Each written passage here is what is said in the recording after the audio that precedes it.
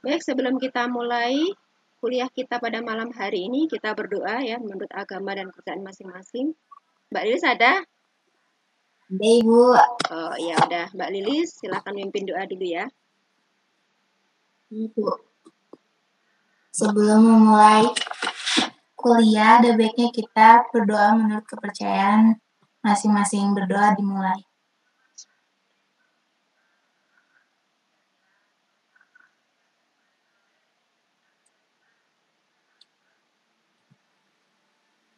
Berdoa selesai. Ya, terima kasih Mbak Lilis sudah mimpin doa. Sama, Bu. Ya, Bismillahirrahmanirrahim. Pada malam hari ini kita akan melanjutkan kuliah kita dasar-dasar pengambilan keputusan. Ya. Nah, pada malam hari ini kita akan belajar tentang pengaruh keputusan kepemimpinan terhadap karyawan ya. Saya share screen dulu.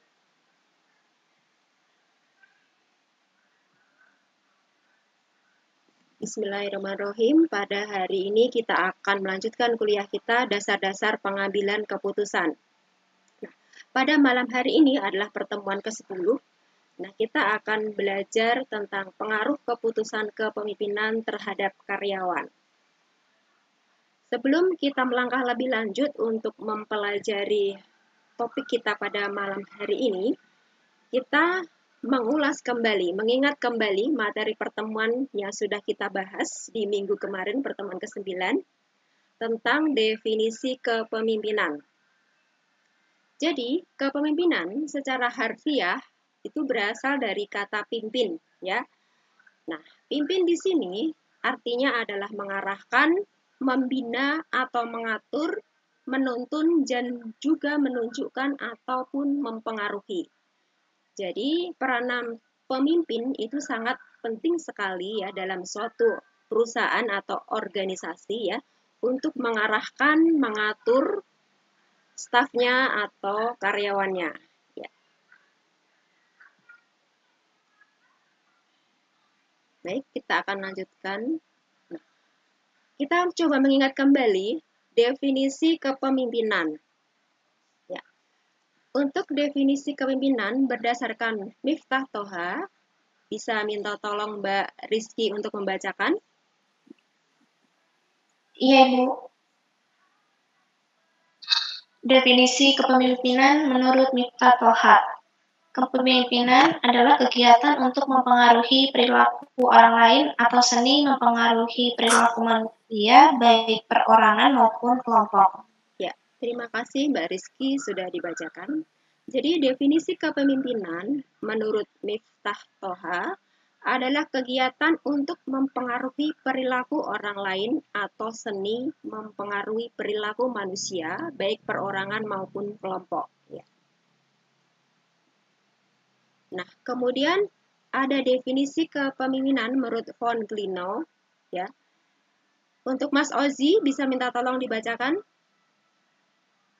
Bisa, Bu. Definisi kepemimpinan menurut von Glino. Kepemimpinan adalah tentang mempengaruhi, memotivasi, dan memungkinkan orang lain memberikan kontribusi ke arah efektivitas dan keberhasilan organisasi di mana mereka menjadi anggotanya. Ya, terima kasih Mas Ozi sudah dibacakan. Iya, Bu. Jadi, menurut von Glino, kepemimpinan adalah tentang mempengaruhi. Bagaimana kita bisa memotivasi dan juga memungkinkan orang lain untuk memberikan kontribusi ke arah efektivitas dan keberhasilan organisasi di mana mereka menjadi anggotanya. Ya. Oke. Kemudian ciri umum kepemimpinan. Di sini saya tampilkan 5 ya. Sebetulnya ada beberapa macam ya ciri umum kepemimpinan ya. Nah, di sini kita bahas 5. Nah, yang pertama, seorang pemimpin itu harus mengetahui pengetahuan yang luas. Yang kedua, seorang pemimpin harus memiliki kemampuan bertumbuh dan berkembang. Ya. Kemudian yang ketiga, seorang pemimpin itu harus memiliki kemampuan untuk berpikir secara rasional. Ya. Kemudian yang keempat, pemimpin tersebut jadi memiliki kemampuan berpikir dan bertindak objektif. Nah, kemudian seorang pemimpin juga harus memiliki kemampuan bertindak sebagai guru. Ya, ini adalah ciri umum kepemimpinan. Nah, kemudian seberapa besar peranan pemimpin dalam pengambilan keputusan, gitu ya. Kenapa sih seorang pemimpin itu memiliki peranan yang sangat penting dalam pengambilan keputusan? Ada yang bisa menjawab? Minggu kemarin kita juga sudah belajar tentang kepemimpinan ya. Sekarang kita belajar lagi melanjutkan tentang kepemimpinan. Sangat besar, Bu. Iya, gimana, Mbak? Sangat besar, Bu, peranan pemimpin. Karena segala keputusan itu diputuskan oleh pemimpin. Iya, baik. Ini Mbak siapa tadi? Iis, Bun. Iis, Bu. Oh, iya. Mbak Is, terima kasih jawabannya. Jadi peranan pemimpin itu sangat besar ya dalam pengambilan keputusan. Ya. Nah, mengapa peranan pemimpin itu dalam pengambilan keputusan sangat besar dan sangat penting sekali peranannya dalam suatu perusahaan? Ya, baiklah saya akan coba menjelaskan ya, bahwa peranan pemimpin itu sangatlah besar ya bagi keberhasilan perusahaan dalam mencapai tujuan. Jadi seorang pemimpin itu memegang peranan penting dalam pengambilan keputusan. Ya, di antaranya yaitu keputusannya dapat memunculkan gagasan-gagasan baru dan inovatif dalam pengembangan perusahaan. Jadi, seorang pemimpin itu tidak dapat bekerja sendiri. Nah, memerlukan karyawan atau bawahan yang akan menjalankan dan melaksanakan gagasan pimpinan, tentunya yang tertuang dalam setiap keputusan yang diambil oleh pimpinan tersebut. Nah, baik tidaknya bawahan dalam melaksanakan tugas mereka, ini tergantung dari pimpinan itu sendiri. Ya.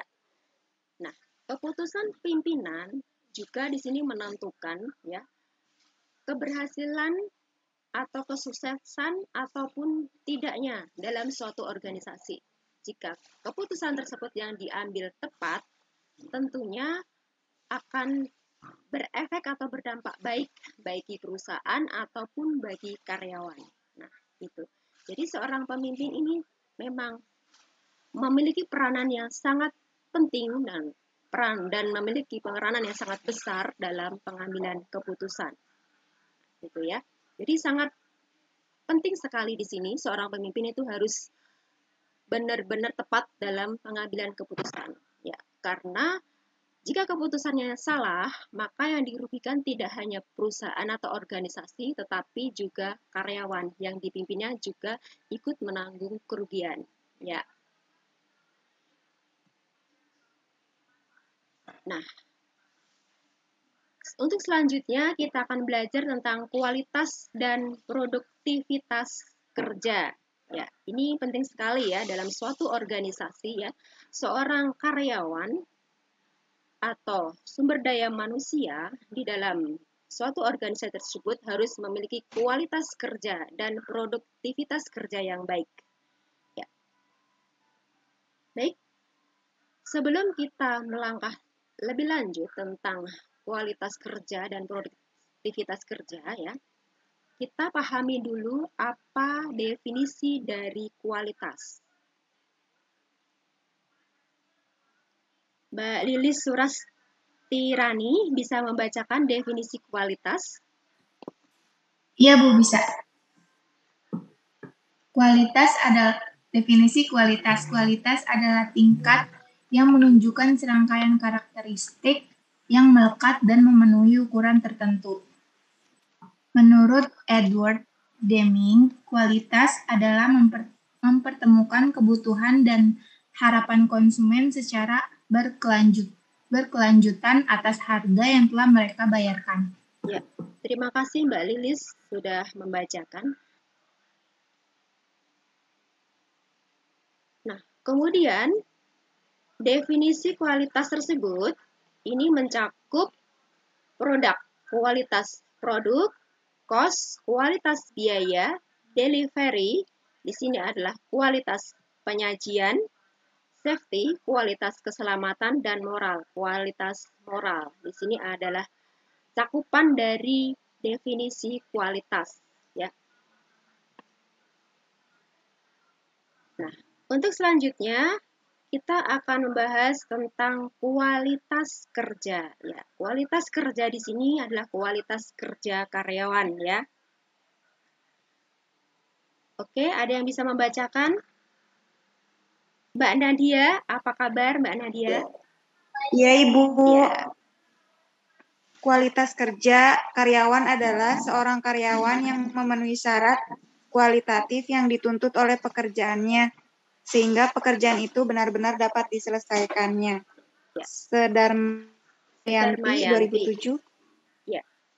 Oke, terima kasih. Darmayanti Ya. 2007. Ya, terima kasih Mbak. Tadi siapa Mbak? Nadia ya. Terima kasih ya sudah membacakan ya. Iya, Bu. Itu tadi adalah definisi dari kualitas kerja karyawan, gitu ya. Kemudian untuk selanjutnya,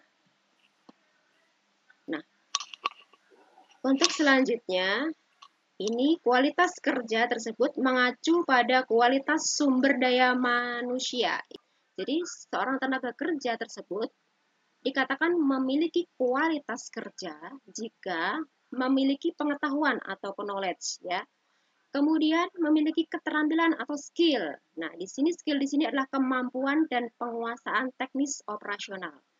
Kemudian memiliki abilities, ini mencakup loyalitas, kedisiplinan, kerjasama, dan tanggung jawab. Nah, ini menurut definisi kualitas kerja dari Matutina, gitu ya. Oke, untuk selanjutnya kita akan bahas tentang produktivitas kerja karyawan. Gitu, ya. Ada yang bisa membacakan? Ini Mbak Tias. Assalamualaikum Mbak Tias. Waalaikumsalam. Produktivitas kerja karyawan. Produktivitas kerja menurut Paul Mali, produktivitas kerja adalah bagaimana menghasilkan atau meningkatkan hasil barang atau jasa setinggi mungkin dengan memanfaatkan sumber daya secara efisien. Ya, terima kasih Mbak Tias sudah dibacakan. Jadi produktivitas kerja menurut Paul Mali di sini adalah bagaimana menghasilkan atau meningkatkan hasil barang atau jasa setinggi mungkin dengan memanfaatkan sumber daya secara efisien. Ya. Jadi seorang karyawan yang masih produktif, ya, ini ya, giat bekerja gitu, rajin bekerja gitu ya, menggunakan waktu secara efisien gitu ya. Nah, tentunya yang dihasilkan pun akan sesuai dengan target atau sesuai dengan tujuan yang akan dicapai suatu perusahaan tersebut. Tetapi beda dengan seorang karyawan yang tidak produktif. Nah, di sini kerjanya juga tidak rajin bekerja gitu, kinerjanya kurang bagus gitu ya. Ini contohnya tidak produktif ya. Bukan kerja maupun banyak kerja ya di kantor tapi malah tidur. Mungkin kecapean gitu, mungkin semalam begadang gitu jangan tidur. Tidak menggunakan waktu seefisien mungkin gitu untuk bekerja tapi malah tidur di kantor gitu ya. Kemudian ini mohon maaf yang usianya yang memang sudah memasuki usia pensiun, kemudian ini juga usianya mungkin ya di atas 58 tahun atau sekitar 60 tahun ya. Kemudian ini tentunya produktivitas karyawan tersebut akan berbeda gitu ya dengan karyawan yang usianya masih produktif gitu ya. Usia antara 20 sampai 50 tahunan gitu. Tentunya akan beda ya dengan karyawan yang usianya sudah memasuki usia pensiun gitu. Jadi memang benar dalam suatu perusahaan itu diadakan pensiun gitu ya. Jadi kalau sudah usianya memasuki usia 55 ke atas gitu ya, karyawan tersebut dipensiunkan gitu atau memasuki masa pensiun ya karena memang dari produktivitas kerjanya memang sudah mulai menurun gitu ya, yang usianya memasuki usia pensiun gitu. Ya. Kemudian produktivitas kerja karyawan, ini ada beberapa faktor yang mempengaruhi produktivitas kerja karyawan. Ya, oke, bisa dibacakan. Siapa yang belum membacakan nih? Bu Aniwati. Iya, Bu. Ya, Assalamualaikum, Bu. Selamat bergabung. Waalaikumsalam warahmatullahi wabarakatuh. Bisa dibacakan. Faktor-faktor yang mempengaruhi produktivitas kerja karyawan itu antara lain, pertama, ilmu pengetahuan, kedua, keahlian, ketiga, kemampuan, keempat tuh perilaku, dan kelima tuh tanggung jawab. Ya, terima kasih ya Bu Ani sudah membacakan. Jadi 5 faktor ini sangat mempengaruhi produktivitas kerja karyawan ya. Seorang karyawan memiliki ilmu pengetahuan, gitu, memiliki kemampuan, tentunya sangat berbeda produktivitasnya dengan seorang karyawan yang mohon maaf ya, ilmu pengetahuannya kurang. Tentunya beda ya, dari segi kecakapan kerja gitu ya. Tentunya sangat berbeda ya dengan karyawan yang mohon maaf ya, ilmu pengetahuannya kurang, kemampuannya kurang gitu ya. Dan yang memiliki keahlian, kemampuan, perilaku yang baik dan tanggung jawab terhadap pekerjaan juga sangat berbeda dengan karyawan yang tidak memiliki tanggung jawab terhadap pekerjaan ya. Ya, jika karyawan tersebut memiliki tanggung jawab terhadap pekerjaan gitu ya, insya Allah ya apapun pekerjaan yang dibebankan, diamanahkan ke karyawan tersebut akan diselesaikan dengan baik ya. Nah, beda dengan karyawan tidak memiliki tanggung jawab ya. Pekerjaannya udah maaf, pekerjaannya belum selesai, sudah ditinggal. Nah, itu ya. Jadi, 5 faktor ini sangat penting ya dan sangat mempengaruhi produktivitas kerja karyawan. Nah, apa sih hubungan kepemimpinan dengan produktivitas? Nah, Mas Reza Syekh Maliki tadi belum ya? Ya, Bu. Ya, silakan dibacakan. Hubungan kepemimpinan dengan produktivitas. Sinungan mengatakan gaya kepemimpinan yang termasuk di dalam lingkungan organisasi merupakan faktor potensi dalam meningkatkan produktivitas kerja. Dalam Timple, pemimpinan merupakan orang yang menerapkan prinsip dan teknik memastikan motivasi, disiplin, dan produktivitas jika bekerja sama dengan orang, tugas, dan situasi agar dapat mencapai sasaran perusahaan. Ya, terima kasih Mas Reza sudah dibacakan.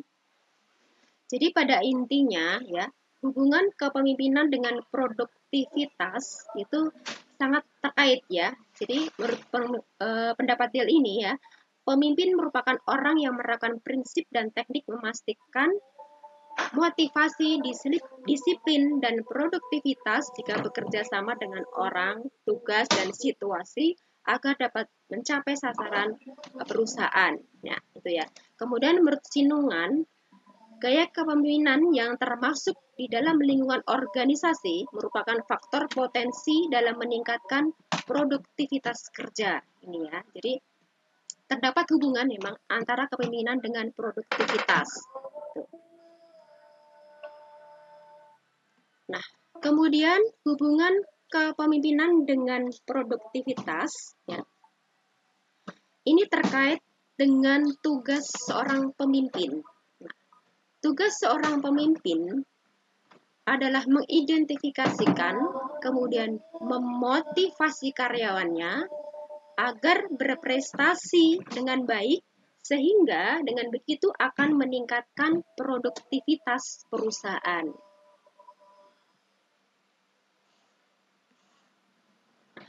Untuk selanjutnya, indikasi masalah dalam kepemimpinan. Di sini ada beberapa hal yang mengindikasikan bahwa Anda harus memperbaiki pendekatan kepemimpinan, gitu ya. Jadi misalnya kita ini sudah berusaha ya untuk menjadi pemimpin yang baik, gitu ya. Namun terkadang gitu ya, usaha yang sudah kita lakukan, yang sudah maksimal kita lakukan, itu terkadang menemui kegagalan.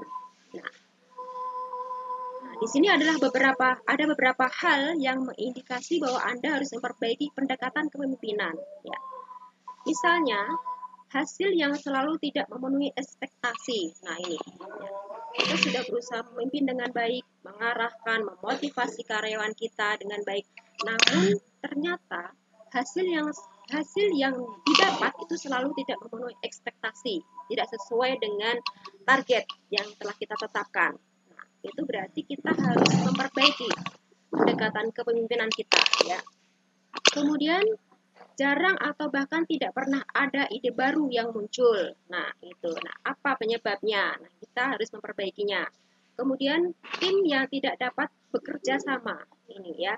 Jadi dalam satu tim tersebut itu tidak ada kerjasama antar tim untuk melakukan atau mencapai target yang sudah ditetapkan, gitu ya. Jadi kita harus introspeksi diri sebagai pemimpin, ya, apa penyebabnya, gitu ya. Kemudian tim yang hanya menjalani rutinitas tanpa bekerja dengan sepenuh hati, ya. Kenapa tim kita itu tidak bekerja dengan penuh semangat, tidak menghasilkan produktivitas kerja yang baik, gitu ya. Kita harus mengevaluasi, gitu ya. Bagaimana cara kita memimpin, ya. Apakah sudah baik, sudah berhasil atau tidak. Tetapi kalau masih terdapat kendala-kendala hal-hal seperti ini, berarti kita harus mengevaluasi dan memperbaiki pendekatan kepemimpinan kita gitu, agar kedepannya lebih baik lagi. Nah, kemudian cara pemimpin dalam memecahkan masalah. Langkahnya yang pertama harus bisa mendefinisikan masalah gitu ya. Jadi dalam suatu rapat gitu atau meeting bersama gitu ya. Langkahnya yang pertama ini adalah mendefinisikan masalah. Nah, masalahnya di mana? Di situ dicari ya. Kenapa tidak mencapai target? Minggu lalu kita udah belajar ya bagaimana cara mendefinisikan masalah, yaitu bisa dengan pohon keputusan. Nah, itu ya. Didefinisikan masalahnya, apa yang menjadi penyebab kita tidak mencapai target. Nah, tadi sudah ketemu permasalahannya gitu ya. Apa tidak mencapai target gitu karena harga terlalu tinggi, penetapan harga terlalu tinggi. Nah, kemudian setelah kita mendefinisikan masalah, kemudian mengembangkan alternatif solusi gitu. Nah, solusinya bagaimana gitu ya? Dalam forum atau dalam rapat dibicarakan bahwa solusinya harus diturunkan harganya gitu ya, biar konsumen gitu ya tertarik untuk membeli gitu ya, agar perusahaan tersebut bisa bersaing dengan perusahaan yang sejenis, misalnya perusahaan konveksi yang sejenis ya, yang menjual tentunya dengan harga yang lebih rendah dari harga yang kita tetapkan tadi semula 150.000 ya. Kemudian solusinya tadi diturunkan dari 150.000 menjadi 120.000 gitu ya. Kemudian setelah dicapai kata sepakat solusi tadi ya, kemudian dievaluasi ya, dievaluasi alternatif solusi ya, gitu ya. Dievaluasi. Nah, mungkin kita tunggu dalam waktu seminggu, 2 minggu dievaluasi ya, seperti apa perkembangannya setelah tadi ditetapkan harganya ya, diturunkan harganya, dievaluasi dalam waktu sebulan gitu ya. Seperti apa gitu? Apakah mencapai target gitu atau bahkan tetap. Nah, kalau misalnya kita sudah turunkan harga tetapi kok tidak mencapai target juga, kita komunikasikan lagi, kita rapat lagi gitu ya. Definisikan lagi masalahnya. Masalahnya apa? Kita sudah turunkan harga tetapi masih tetap juga tidak mencapai targetnya. Kemudian dalam organisasi tersebut, dalam forum gitu ya, mengadakan meeting tadi, rapat bersama, dibahas lagi. Nah, kita ambil solusi yang lain gitu. Apa karena customer service-nya kurang ramah gitu, atau karena lokasi toko atau store kita gitu kurang strategis gitu, sehingga konsumen tidak mengetahui gitu bahwa kita memiliki produk gitu yang bagus gitu ya. Tadi contohnya tadi kaos gitu yang bagus gitu ya, yang tidak kalah dengan perusahaan lain gitu, atau kurang adanya promosi gitu ya. Nah, itu diambil lagi, didefinisikan lagi gitu. Kemudian setelah ketemu, diambil solusinya, kemudian dievaluasi lagi gitu ya. Kalau sudah ketemu strategi pemasaran yang bagus, pas, dan ternyata yang diputuskan tersebut mampu mencapai target gitu ya. Contohnya tadi ya ternyata kurang promosi, ternyata promosinya kurang gitu.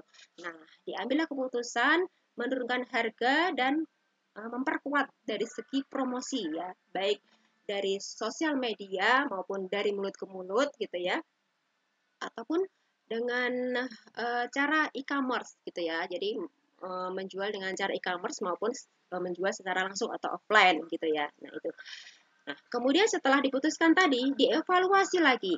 Nah, ternyata setelah kita mengambil tadi langkah tadi ya, dengan memperkuat dari segi promosi dan menurunkan harga, ternyata setelah dievaluasi berhasil gitu ya, berhasil mencapai target. Nah, gitu ya. 500 gitu ya. Piece penjualan kaos ternyata mencapai target bahkan lebih. Nah, gitu ya.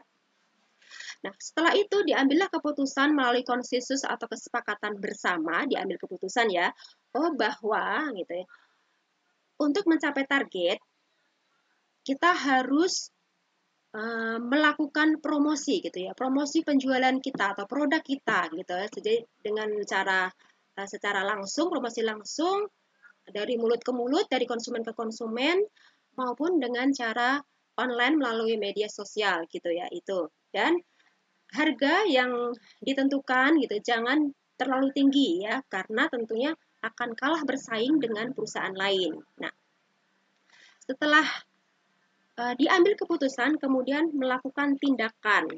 Nah, di sini ya. Nah, tindakan di sini tentunya adalah gitu ya, melakukan penjualan gitu, melakukan penjualan dengan target gitu, ditetapkan tadi gitu ya, 500 misalnya 500 piece 1 bulan gitu, dilakukan tindakan. Nah, seorang pemimpin di sini harus bisa memberikan istilahnya semangat kepada karyawannya gitu. Dengan apa? Apa yang dilakukan? Tindakan apa gitu? Jika karyawan ataupun stafnya gitu bisa mencapai target gitu apa? Jadi harus diberikan reward ya istilahnya gitu ya. Oh, seandainya kamu nanti bisa mencapai target, bisa menjual 500 piece, bahkan lebih, nanti akan diberikan bonus gitu ya. Bonus misalnya dinaikkan gajinya 20% gitu ya. Ataupun bonus misalnya dari kelebihan itu per piece-nya nanti mendapat 20.000 gitu kelebihan. Misalnya kelebihannya 501, kalau 501 satu piece-nya dari kelebihan target tadi satunya dapat 20.000 gitu kan. Semangat ya. Karyawan akan semangat melakukan tindakan untuk melakukan penjualan sebanyak-banyaknya gitu. Tentunya karena ada imbalannya, yaitu nanti kalau mencapai target, lebih dari target akan mendapat bonus. Nah, itu ya. Ini adalah cara pemimpin dalam memecahkan masalah, yaitu langkah-langkah yang diambil seorang pemimpin untuk memecahkan masalah gitu.